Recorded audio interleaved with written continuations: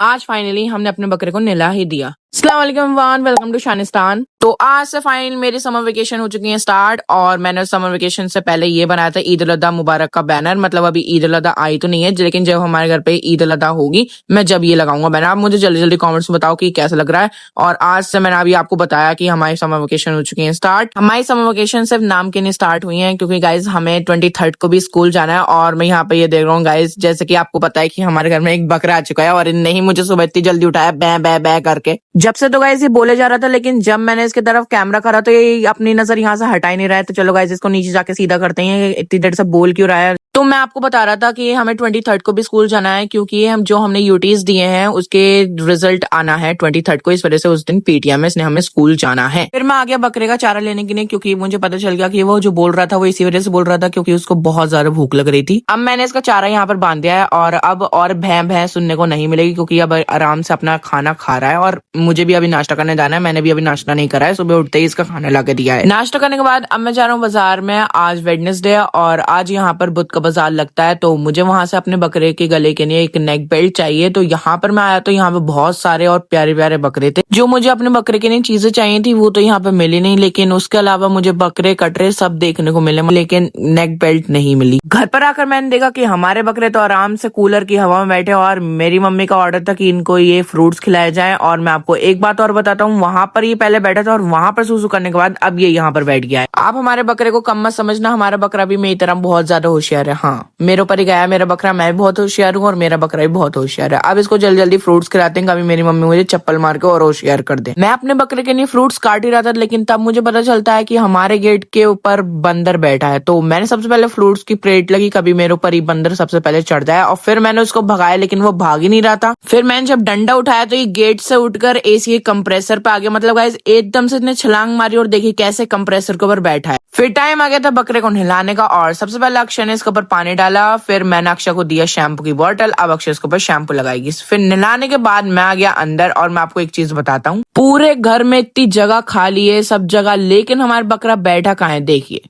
ये बैठे हमारे राजा साहब। हेलो भाई, कहाँ बैठे हो आप। और यहाँ पर ये नहाने के बाद पूरे गीले बैठे हैं, मतलब सूखा भी नहीं है सही से, और आके यहाँ पे बैठ गया है। अभी तक जितने भी मेरे पास बकरे आए ना, उनमें से सबसे ये अलग है गाइस।